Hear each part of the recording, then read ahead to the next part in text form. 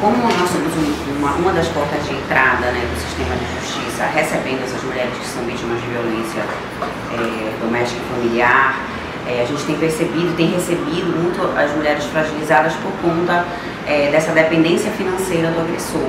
Então, quando a gente lida com essas situações, a gente tem tentado, tem encaminhado essas mulheres para capacitação, para que elas possam entrar no mercado de trabalho. E também incentivar o empreendedorismo dessas mulheres. Por exemplo, o grupo reflexivo, que funciona aqui na Defensoria dessas mulheres vítimas de violência com o nosso psicossocial, das 22 mulheres que fazem parte do grupo reflexivo, 18 são empreendedoras, de alguma forma, porque vendem artesanato, vendem comida, então elas buscam meios alternativos para essa independência financeira. Então a gente faz esse encaminhamento tanto para a capacitação delas, por exemplo, essas mesmas mulheres, elas ganharam certificação para manipulação de alimentos, e paralelamente a isso a gente tem participado de palestras nas empresas para mudar a cultura organizacional, para inserir a importância dessa prevenção e enfrentamento à violência doméstica e familiar, que para nós, nosso entendimento já é uma questão de saúde pública, que pelo Fórum de Segurança Pública desse ano, publicado agora recentemente, aumentou o número de violência, pelo menos de registros de violência doméstica e familiar. Tá, e você estava me falando que vocês têm algumas parcerias com algumas instituições daqui de Belém. A gente faz um encaminhamento, a gente faz um encaminhamento para o SESC e Senat para essa capacitação.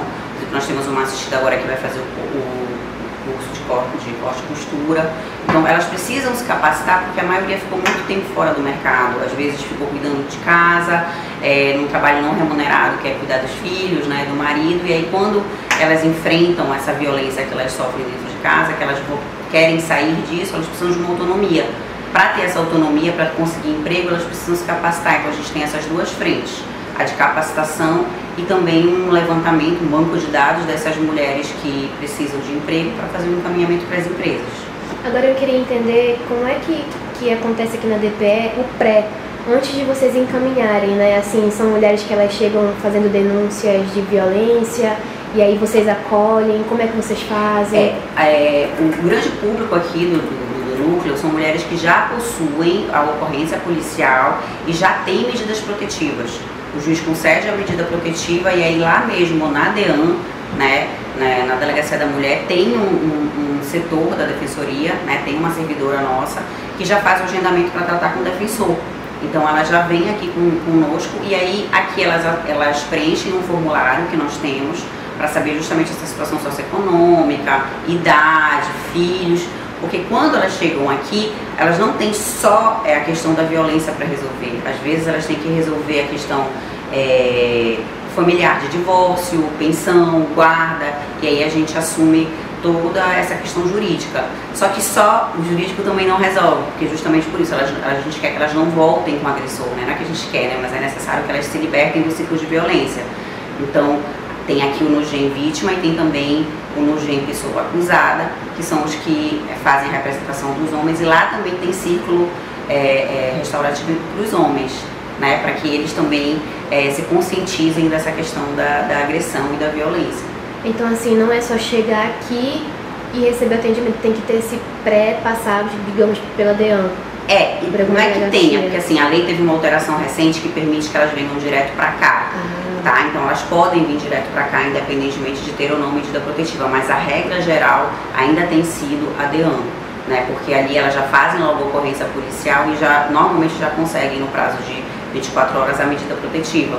Só que elas precisam resolver outras pendências, então elas acabam sendo agendadas para cá. Entendi. Uma das grandes reclamações, e eu digo isso como sendo um dito popular mesmo, que a gente escuta, é que quando as pessoas elas recorrem à defensoria, acaba gerando um pouquinho mais de tempo, digamos, no processo delas. Vocês tentam, assim, de alguma forma aqui no núcleo, diminuir esse tempo de espera por alguma resposta das vítimas? Assim, e especificamente em relação ao NUGEM, aqui a gente não tem uma espera muito grande, justamente porque já tem esse encaminhamento, talvez seja a defensoria como um todo, mas esse núcleo especializado pelo contrário. Na feita que elas são atendidas aqui, são agendadas lá, o atendimento delas é feito sempre, pelo menos a maioria das vezes no mesmo mês, a gente observa o prazo, porque elas têm prazo de manifestação. a natureza da medida protetiva ela é cautelar, então ela tem um prazo muito curto, né? Então, para a gente não perder o prazo, elas precisam vir logo para cá. O que é mais demorado, de fato, é o peticionamento na área civil. Por quê? Porque na área de família, elas precisam trazer documentação. E aqui vem o maior embate que a gente tem. Às vezes a mulher, obviamente, quando ela vai pedir uma medida protetiva, ela não leva a certidão de nascimento do filho debaixo do braço, ela vai ali para tentar salvaguardar a vida dela, né? Então a gente concede um prazo para que elas venham aqui com a documentação da casa, que ela eventualmente tenha tido com esse ex-marido agressor, documento dos filhos e eventuais outros documentos que a gente precisa para demandar na justiça. Essa sim é uma demora que também depende muito da assistida vir, mas na medida protetiva a gente realmente no prazo. Assim. Entendi. Voltando um pouquinho para a capacitação, quais são os cursos que geralmente são oferecidos, os cursos que geralmente são escolhidos por elas? Como é recente essa questão da capacitação, a gente percebeu que, como a maioria não estava no mercado de trabalho, não tem uma qualificação técnica, o que elas têm mais habilidade para fazer é a questão dos trabalhos que a gente considera não remunerados do lar. Então, cozinha, corte e costura, artesanato, é mais voltado para essa qualificação. Obviamente que eu estou falando da grande massa, mas ontem a gente teve um atendimento de uma assistida que é de TI. Então, assim, é óbvio que a violência ela acontece em todas as classes, né, de todos os níveis, mas a grande massa realmente são mais essa parte de cozinha, né, e artesanato. Eu sou de Belém, porém eu não morava aqui. Eu fui embora daqui com 17 anos e voltei depois de 33 anos, porque minha mãe estava doente, tudo, e estava uma briga muito feia na minha família, bem difícil mesmo. E acabou que minha mãe faleceu, que ela estava doente, e como eu tinha me separado lá em São Paulo, eu fui ficando. E aí meu irmão se separou e foi pra lá pra casa comigo, e a gente começou a entrar em atrito, porque ele falou que não sabia o que estava fazendo aqui, que era pra eu ir embora. Eu até voltei pra São Paulo pra resolver umas coisas minhas, mas quando eu voltei ficou pior. Aí um certo dia ele me agrediu, nós estávamos discutindo que ele estava queimando algumas coisas e aí ele me deu um soco no rosto.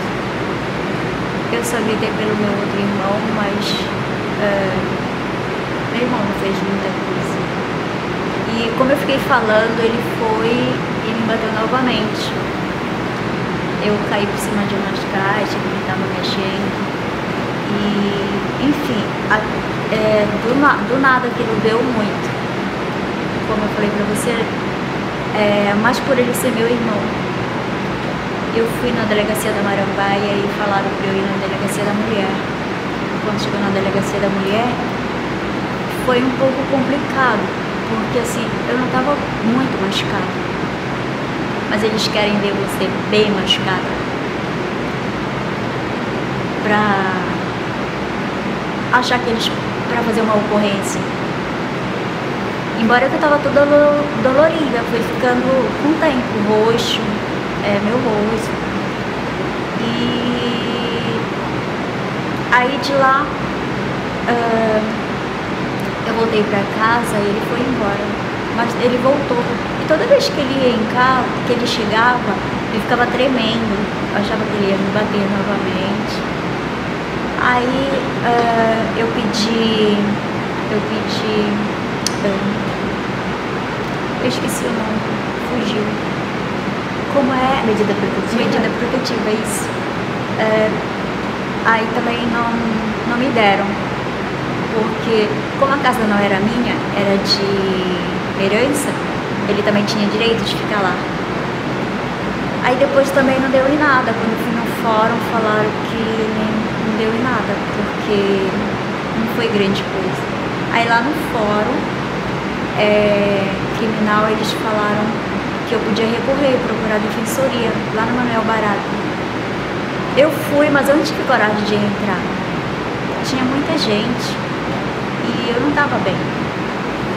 Eu não estava bem porque depois que a minha mãe morreu, de 6 meses, o meu irmão veio a falecer e eu achei ele morto. Então eu tava... O que lhe agrediu? Não, o O outro irmão. Então eu tava muito sobrecarregada. Eu tava com uma demanda assim, muito grande. Eu acredito que é desde quando eu saí daqui de Belém. E eu deixei... Aí eu fiquei mal, fiquei bem mal, não queria sair de casa, não queria fazer nada. Quando eu voltei a procurar a defensoria, que já estava mesmo, eu não aguentava mais, queria resolver, aí me mandaram para o segundo andar. E no segundo andar, quando a moça viu os meus papéis, que já tinha passado muito tempo, ela falou que não valia mais, que já tinha passado muito tempo. Então eu comecei a chorar. Eu desabei ali, e a doutora Daiane, ela foi até a doutora Daiane, que veio me ajudar. Então ela falou que ela ia cuidar do meu caso. E nesse dia ela falou que eu estava precisando muito de ajuda e me encaminhou para o psicossocial. E foi a melhor coisa que aconteceu na minha vida. Assim, eu acho que se todas as mulheres, meninas, soubessem que a defensoria tem esse espaço chamado Nugem para ter apoio, para ter ajuda, e sabendo que outras pessoas passam também para se sentir mais forte, seria maravilhoso. Porque desde então, lógico que eu tenho meus altos e baixos, mas toda vez na nossa reunião aqui me fortalece mais. E eles vivem buscando curso pra gente, como agora, como você falou? Desculpa, tem coisas que as palavras fogem da minha boca. Olha, eu tô no curso de moda na UNAMA, que foi eles que conseguiram, de corte e costura. Direto tá aparecendo curso pra gente, lá na UNAMA, que eles têm uma parceria. E empregos também. Faz 4 anos que eu já estou aqui no Nugem.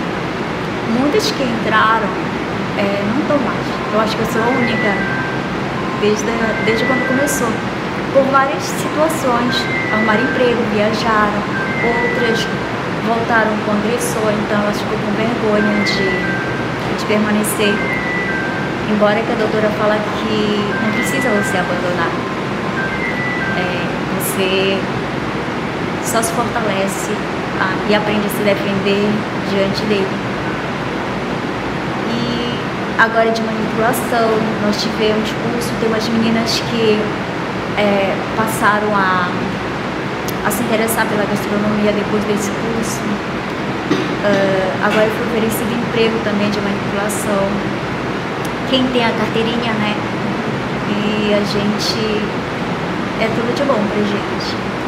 Eu falo que eles são minha Liga da Justiça, porque eu me sinto segura, que eu sei ter eles, independente de qualquer coisa. E a gente aprende a ser uma rede de proteção, uma com as outras. Agora mesmo, passei uns dias no hospital com 2 colegas, que elas pegou fogo na casa delas, o gás explodiu. E não tinha quase ninguém para ficar com elas. E foram eu e mais 2 colegas daqui do Nugem que ficamos com ela no hospital até elas saírem. Acaba criando uma rede de apoio, sim, né, para vocês. Com certeza. Em aniversários, como esse tempo que a gente estava de férias, a gente sente saudades, a gente marca encontro, se encontra.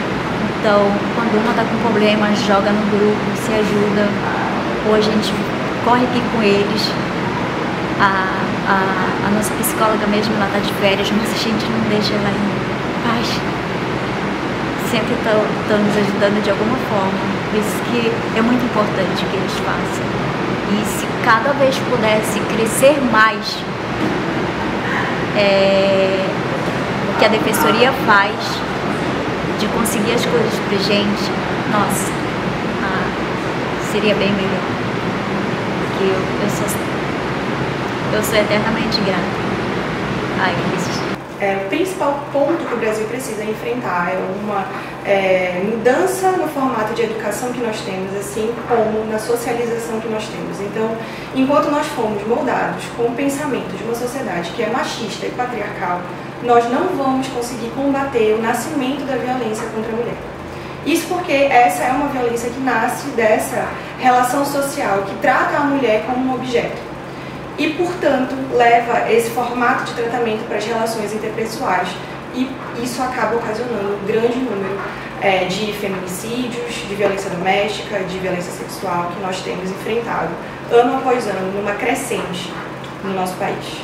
A gente está falando sobre a Lei Maria da Penha e eu queria entender qual é o artifício hoje em dia que a gente pode ter como principal dentro dessa lei para proteger a mulher. O principal artifício, o artifício mais utilizado, que é muito importante, são as medidas protetivas. Isso porque elas afastam o agressor da vítima e assim trazem um senso de segurança e de tentativa de se evitar que a violência que já existiu e já foi perpetuada se torne um feminicídio.